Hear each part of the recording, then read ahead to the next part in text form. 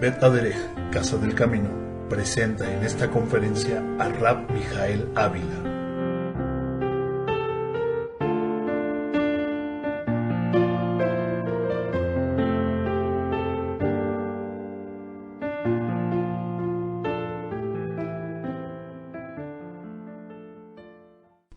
En este año 5763 nos corresponde leer la segunda porción del libro de Vaikra, de Levítico. Se titula Tesab. Y la porción que vamos a leer en esta tarde es el libro de Levítico capítulo 6, Vaikra 6, versículo 1 al 8:36. Levítico 6, 1 al 8:36. La palabra Tesab significa literalmente mandar. Y esta palabra Tesab tiene su raíz en la palabra mitzvah. ¿Se acuerdan? Ustedes la conocen. ¿Qué significa mitzvah? Mandamiento. Entonces, los mandamientos que están en la Biblia se les denomina mitzvot, que es en plural. Entonces, Tesab significa mandar y tiene su raíz en la palabra mitzvah. Y esta perashá, la porción semanal, comienza con las instrucciones que se le dan a Aarón y a sus hijos en cuanto a su sacerdocio. A ellos se les denomina en hebreo Kohanim, que significa sacerdotes. El singular es la palabra Cohen. Y ahí se le instruye a Aarón y a sus hijos al respecto de deshacerse de las cenizas del olá. ¿Qué significa olá? Es el sacrificio encendido que se le da al Eterno. Y también se le indica cómo es que debía de despojarse de las vestiduras cada mañana. Y se habla acerca de otras ofrendas que se le hacían para el Eterno. Una de ellas se le conoce como minjá. ¿Qué significa minjá? En realidad son las ofrendas de tipo vegetal. Hay otra ofrenda que se les conoce como hatat, que es la ofrenda por el pecado. Y otro tipo de ofrenda es la ofrenda llamada asham, que significa ofrenda de culpa. Asimismo, en esta perashá encontramos otra ofrenda que se llama sebach shevalim, que significa ofrenda de paz. Y en esta porción precisamente se describen los detalles de todo este tipo de ofrendas. La Torá nos describe cómo es que el Eterno les da las instrucciones acerca de los sacrificios, en plural korbanot, lo que era aceptable y lo que no era aceptable para él. Y es una continuación de la perashá precisamente que vimos la semana anterior, que también tenía que ver con los sacrificios. Es interesante que la palabra korbanot, que es sacrificio en hebreo, tiene su raíz en la palabra hebrea karob. ¿Qué significa karob? Significa cercano. O sea, en realidad la palabra sacrificio o sacrificios, korbanot, viene de karob, que significa cercano. En realidad detrás de los sacrificios era hacerse cercanos al Eterno, a Hashem. Y era una forma precisamente de comunicación y de relación del hombre con su Creador. El Eterno en esta perashá nos va a enseñar que parte de lo que no era aceptable era precisamente lo que se le conoce hoy en día como levadura, del hebreo hametz. Y por eso es que en esta tarde vamos a profundizar un poco al respecto. ¿Cuáles son las saliot, las porciones en las que se divide esta perashá? Vamos a ver desde el capítulo 6, verso 1. Y en la primera perashá, en esta primera alía, desde el capítulo 6, verso 1 al 6:10, tengamos cuidado que los primeros versículos no concuerdan con nuestra traducción que tenemos de la Biblia, sino comienza con unos versículos anteriores. En esta porción habla el Eterno cómo es que el Eterno habla a Moshe y le ordena la Torá del corbán, del sacrificio, que estaría encendido hasta la mañana y que el fuego permanecería permanentemente encendido. Asimismo le da las instrucciones al respecto de la ofrenda vegetal y le dice que ella incluiría un puñado de semola con aceite e incienso. Y esto lo quemarían y harían una especie de torta para el Eterno. Y esta iba a ser una ofrenda, una porción, dice la Biblia, santísima, expiatoria, y también nos habla acerca de los korbanot de la culpa. Segunda Lía, capítulo 6, 11 al 7, 10, nos da una Torá perpetua para las generaciones en cuestión de las ofrendas ígneas, las ofrendas quemadas al Eterno. Asimismo, también dice la Biblia cómo es que un décimo de fa, que es cerca de 2/4 de litro, de mitad de la mañana y mitad por la tarde sería frita en aceite, y a sus hijos de Aarón y Aarón les sería para la unción. También nos habla acerca de la ley de la culpa. Tercera Lía, capítulo 7, 11 al 7, 38, nos habla acerca del sacrificio pacífico. Cuarta Lía, capítulo 8, 1 al 8, 13, nos dice la Biblia cómo es que el Eterno manda convocar a toda la congregación a las puertas del Mishkan, del tabernáculo.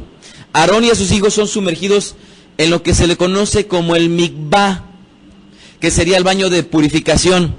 Y esto es bueno que lo conozcamos, porque dentro de las creencias que se tienen de que hay mandamientos o prácticas nuevas a partir de que vino Yeshua, yo no sé si ustedes sepan, pero muchas corrientes de creyentes utilizan como dogmas dos ceremonias, no sé si lo sabían. O sea, la gente cuando habitualmente dice cuáles son las ceremonias que tu congregación practica, habitualmente se hablan de dos. Y estos dos dicen, nosotros llevamos a cabo la Santa Cena, y también dicen, llevamos a cabo lo que vendría a ser el bautizo. Ambos se piensa que son nuevos, instituidos por Yoshua. Sin embargo, esto es fuera de la realidad, porque no son nuevos estas dos prácticas, ni la Santa Cena, porque era conocida como la fiesta de Pesaj o la cena de Pesaj, y la segunda, que era el bautismo, que en realidad se le conoce en hebreo como Tevilá. Y esta palabra Tevilá significa inmersión. ¿En dónde se lleva a cabo la inmersión? Precisamente en un lugar llamado Mikvah o Mikveh, que era precisamente la pileta o el lugar en donde estaban las aguas asentadas, y que dentro de los requisitos de un mikveh es que para que la gente pudiera sumergirse en esta purificación o en este bautizo, debía de tener el agua de la pileta ser de aguas corrientes. Esto es, si alguien se sumerge en para llevar a cabo el bautizo, y como hoy en día mucha gente va y lo llevan a cabo en una alberca, esto es incorrecto de acuerdo a la halajá. ¿Y por qué es incorrecto? Porque este baño de purificación o bautismo, como se le conocería en el griego, de baptismo, sería o tendría que tener como requisito que serían el agua corriente. Esto es, el agua precisamente que corre, ya bien sea de lluvias o de mar o de río, en donde la gente pudiera sumergirse. También en esta cuarta lía, Moshe toma el óleo de la unción y unge al tabernáculo y todo lo que estaba dentro de él. Unge la cabeza de Aarón y unge a sus hijos, y en esa ceremonia los está ahí purificando. Quinta lía, capítulo 8, 14 al 8, 21, nos habla cómo es que Moshe ofrece un corbán, una ofrenda expiatoria. Sexta lía, capítulo 8, verso 22 al 8, 29, nos dice cómo es que Moshe ofrece otro carnero destinado a la ofrenda de consagración sacerdotal. Y nuevamente cómo es que después de que recibe las instrucciones del Eterno de qué hacer con Aarón, ahora lo cumple, santifica a Aarón y a sus hijos. Y por último, la séptima lía, capítulo 8:30 al 8:36, nos habla de cómo es que Moshe santifica a Aarón y a sus hijos y a sus vestimentas. Vamos al libro de Vaikra, capítulo 6, versos 7 al 8. Levítico 6, y dice la Biblia así: y esta es la Torá de la ofrenda vegetal. La ofrecerán los hijos de Aarón ante el Eterno delante del altar. ¿Ya vieron qué versículo es en la traducción que ustedes tienen? Nuevamente se les vuelvo a leer. Y esta es la Torá de la ofrenda vegetal. Y dice: la ofrecerán los hijos de Aarón ante el Eterno delante del altar. ¿Qué versículo estamos viendo en sus versiones? Y esta es la Torá de la ofrenda vegetal. ¿Perdón? El 14. La ofrecerán, dice, los hijos de Aarón ante el Eterno delante del altar. Y el que sigue, el 15. Estoy yo leyendo el versículo o el pasuk 8, de acuerdo al Tanaj, a la Biblia hebrea. Y el sacerdote tomará un puñado de flor de harina de semola de la oblación con el aceite. Y dice: y el incienso hará sahumar la mezcla en el altar, lo que será de olor grato a Hashem. ¿Sí lo ven? Vamos a volver a leer, es el verso 14 y 15, que en la Biblia hebrea sería el 7 y el 8. Esta es la ley, la Torá de la ofrenda. La ofrecerán los hijos de Aarón delante de Hashem ante el altar, y tomarán de ella un puñado de la flor de harina de la ofrenda y de su aceite y todo el incienso que está sobre la ofrenda, y lo hará arder sobre el altar por memorial grato a Hashem. Entonces la palabra minja significa ofrenda vegetal. Voy a apuntarla aquí. Minja. Una de las características que tenía esta ofrenda vegetal era que la palabra, lo que era la levadura, en hebreo para la palabra levadura es hametz. Hametz. ¿Cómo se dice levadura? Hametz. No debería de contener precisamente esta ofrenda, que sería una especie de torta. Esto es, no la tenían que dejar leudar. Y es interesante saber a la luz de la Torah cuál es el significado de hametz, ya que la raíz de hametz, en este caso levadura, se traduce como leudar, pero hay veces que también se traduce como cruel o como amargo. ¿Cómo se le denomina al pan sin levadura? Se le denomina matzá, ¿verdad? Ya lo hemos probado cuando celebramos la fiesta de Pesaj, que es el pan sin levadura, que se le conoce como matzá, y es el que era usado precisamente en el minjá, en la ofrenda vegetal, en el Mishkan, en el tabernáculo para el Eterno.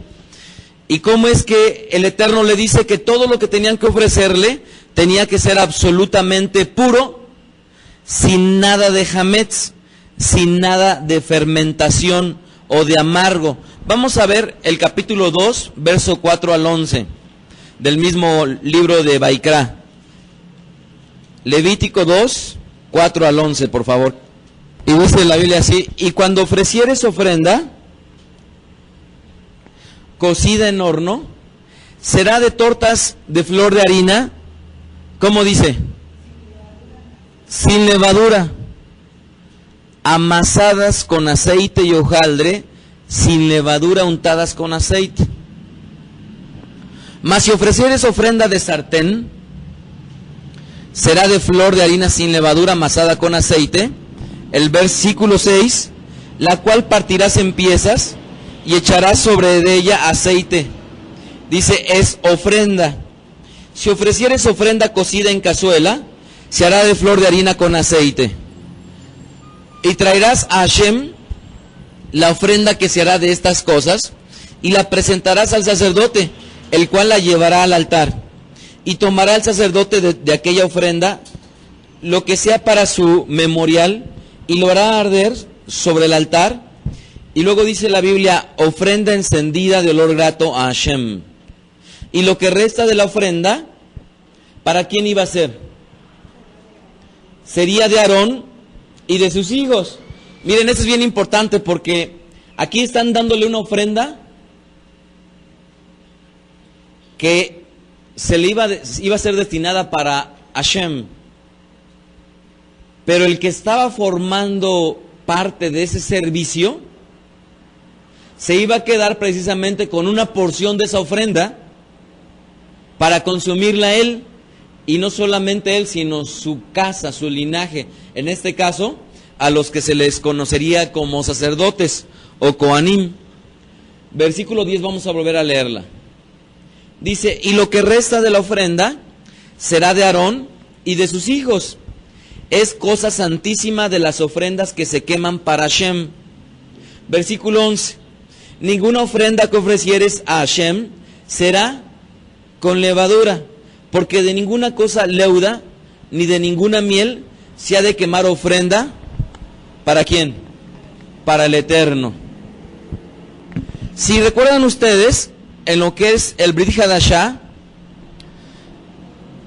Hametz, esto es la levadura, simboliza la maldad o lo malo, y sería el contratipo de lo que vendría a ser el matzá que vendría a ser el pan sin levadura, en donde representa la verdad y la pureza.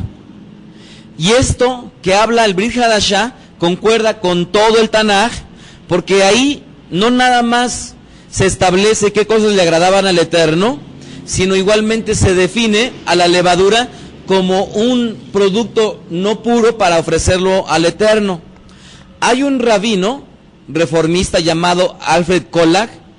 Él tiene un libro que se llama Libro Judío del Porqué, y él cita que el Hametz, de acuerdo al Talmud, representa los impulsos malos del corazón. ¿Se acuerdan ustedes en el Brit Hadashah, en lo que le llaman el Nuevo Testamento? Siempre dicen es que al Eterno no le gusta lo leudado. Y ya desde antes de que existiera el Brit Hadashah, el Talmud recopilaba que el Hametz representaba los impulsos malos del corazón, y además dice que después de recitar el Amidá, la oración, Rabí Alejandri añadía la siguiente frase: soberano del universo, tú bien sabes que nuestro deseo es hacer tu voluntad, pero ¿qué es lo que nos impide hacerlo?, decía el rabino Alexandri, y él decía, la levadura en la masa. Esto lo encontramos en el Talmud, en la porción de Berajot 17a. Entonces, ya desde tiempos inmemoriales, lo que se le considera como el Hametz, la levadura ya se le tenía un tipo de que es algo malo y algo que precisamente cambia la forma del original. Entonces, la levadura en la masa como tal tiene una figura que vendría a ser el impulso malo, el cual, por supuesto, ¿se acuerdan ustedes?, que se utiliza como parte de una simbología en la que una vez que la levadura se siembra en el corazón, empieza a pervertirlo. Y algunos sabios ven al Hametz, a la levadura, cuando se esponja y cuando se leuda, como un símbolo de las tendencias de la maldad del hombre. Rabí Shaul, ¿se acuerdan ustedes? En el Brit Hadashah, vamos para 1 Corintios, capítulo 5, verso 7 y 9. Y para los que estuvieron aquí el día martes, que hablé un poco acerca de la simbología de Pesaj, de 1 Corintios, haciendo alusión, ¿se acuerdan ustedes?, a lo que le llaman la Santa Cena. Este es un versículo muy importante. ¿Por qué muy importante? Porque en 1 Corintios capítulo 5, Rabí Shaul, el apóstol Pablo, habla precisamente acerca de la fiesta de Pesaj, la fiesta de los panes sin levadura. Y miren lo que cita él en el versículo 7 de 1 Corintios 5. Limpiaos pues de la vieja levadura, para que seáis, ¿qué?, nueva masa, sin levadura como sois. Porque, ¿qué dice ahí? Nuestro Pesaj, nuestra Pascua, que es ¿quién? Mashiach, ya fue sacrificada por nosotros. ¿Se acuerdan ustedes que yo hablaba acerca de lo que le denominaban la Santa Cena? Y que en realidad eso que le denominan la Santa Cena, en realidad es la fiesta de Pascua o de Pesaj. Y aquí dice muy claramente, porque nuestro Pesaj, que es Mashiach, ya fue sacrificada, ¿por quién? por nosotros.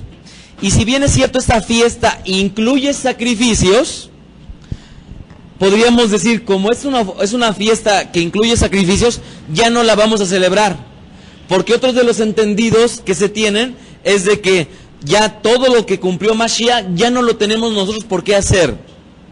Cuando alguien habla acerca del Shabbat, por ejemplo, dicen, Yeshua celebró Shabbat y por lo tanto ya no debemos de celebrar Shabbat. Y si nosotros nos fuéramos con esa creencia que ha sido popularizada de que lo que hizo Yeshua ya no lo debemos de hacer, porque se deduce, si Él ya lo hizo, nosotros ya lo hicimos en Él, deberíamos necesariamente decir, si Él ya lo hizo, y Él es nuestro maestro, por lo tanto, nosotros también tenemos que hacerlo. Y si bien es cierto, los teólogos no concuerdan del todo porque no saben con exactitud si fueron 3 los años de los ministerios de Mashiach o fueron 4, porque al menos se ven 4 Pesach en el Brit Hadashah. Sin embargo, Rabbi Shaul dice que Mashiach, que es Pesach, ya fue sacrificado por nosotros. Pero ahora vean bien lo que dice el verso 8. Dice ahí muy claramente, ratifica el mandamiento que está escrito en la Torah. Así que, lean conmigo, celebremos la fiesta. ¿Sí ven cómo es que debemos de celebrar Pesach? Y esto lo encontramos ¿en dónde? En el Brit Hadashah, escrito por Rabbi Shaul. Dice, así que celebremos la fiesta. Obviamente, ¿de cuál fiesta está hablando?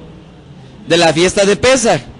Dice, no con la vieja levadura, ni con la levadura de malicia y de maldad. Ojo, aquí no quiere decir que no la celebremos a la usanza bíblica de nuestro pueblo, porque nuestro pueblo nunca celebró Pesaj con panes con levadura, sino siempre lo celebró sin levadura. Y luego aquí dice, ni con levadura de malicia y de maldad. Nuevamente utiliza la levadura como un símbolo de malicia y de maldad, sino con panes, ¿cómo?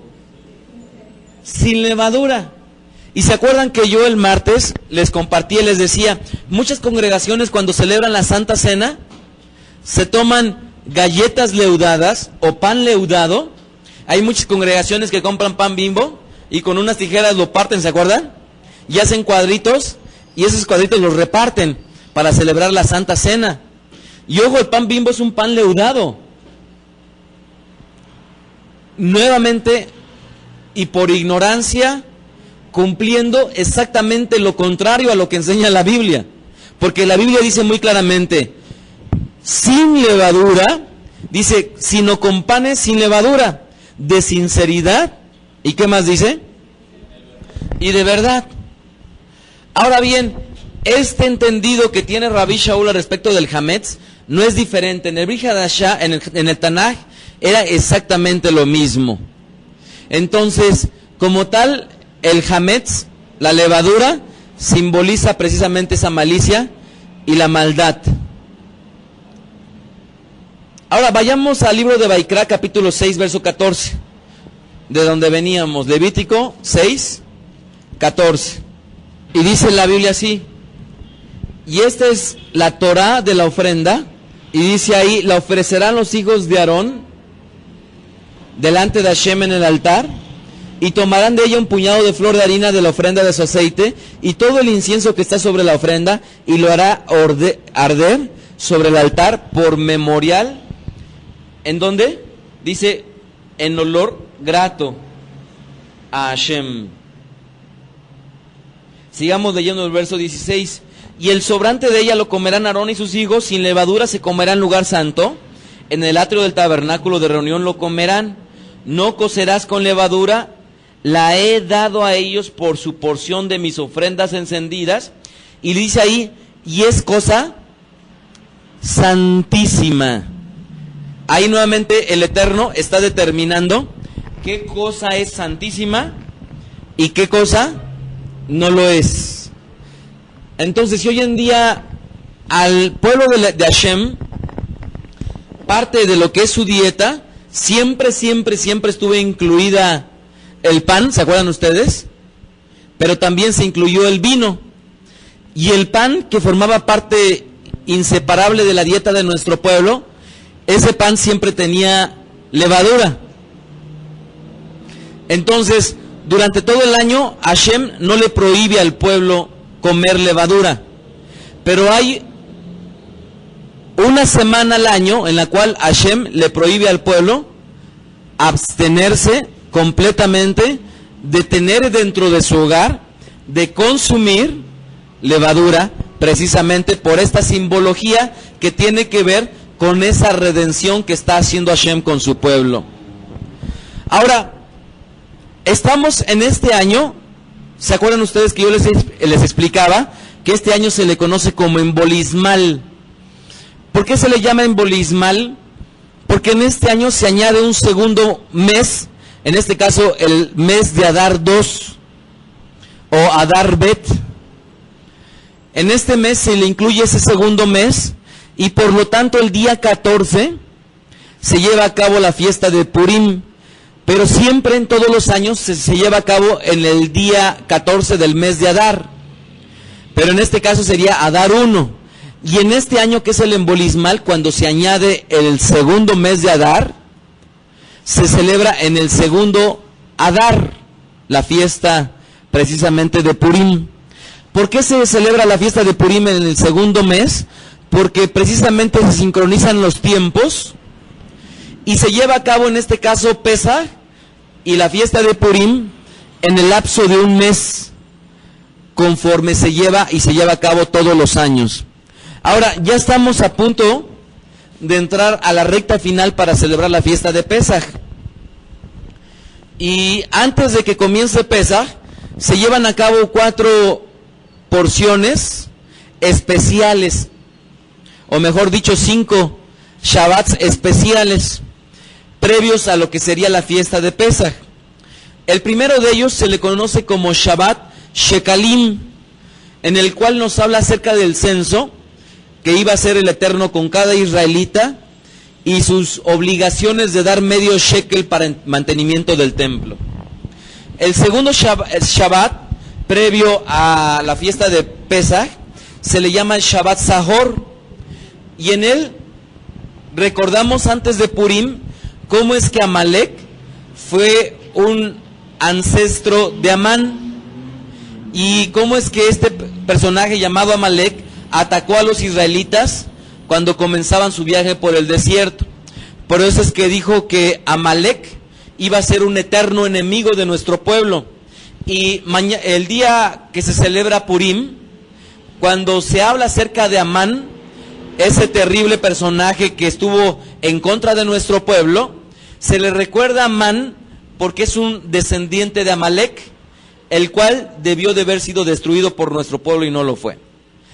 Otro Shabbat especial es Shabbat Pará, que es en donde se habla acerca de la vaca, ¿se acuerdan ustedes? Y ahí se describe la ofrenda de purificación usando las cenizas de la vaca roja o de la vaca alazana. El cuarto Shabbat especial es el Shabbat HaKodesh, es el que precede al mes de Nisan. ¿Se acuerdan ustedes cuándo se celebra la fiesta de Pesaj? ¿Qué día del mes de Nisan? El día 14. Y en este Shabbat HaKodesh, que es el que precede al mes de Nisan, y justamente también se acuerdan que se celebra de acuerdo a la Torah el principio del año conforme al calendario religioso. Y por último el Shabbat Agadol o el Gran Shabbat. Y en este Shabbat nos permite prepararnos para recordar lo que el Eterno hizo con nosotros y cómo es que en esta festividad que viene, la festividad del Shabbat, de Pesaj, vamos a estar obligados a recordar nuestro pasado y a recordar lo que hizo Hashem con nuestros hogares previos para recibir Pesaj. Ahora bien, ya que nos queda muy poco tiempo para celebrar la fiesta de Pesaj, la fiesta que también se le denomina de los panes ácimos, durante esa noche, nosotros, previos a cuando comience la fiesta de Pesaj, vamos a buscar en nuestros hogares, y desde ahorita ya es una recomendación que empiecen a ver toda la levadura que tienen dentro de sus hogares. Hay muchas pastas de sopa, hay galletas, hay pan, que ahorita que ustedes tienen tiempo, hay que consumirlas para efecto de no tirarlas previas a la semana de la fiesta de los panes sin levadura.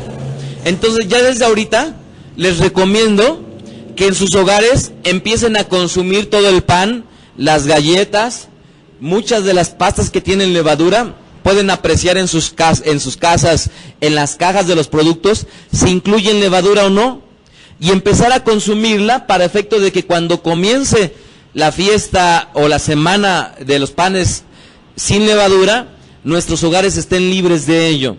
Entonces ya desde ahorita es un recordatorio para que empecemos a consumirlo, y en previos a la semana de la fiesta de los panes ácimos, podamos cumplir ese juego que tenemos con los niños, el Bedikat Hametz, que sería la búsqueda precisamente de la levadura antes de que comience la festividad.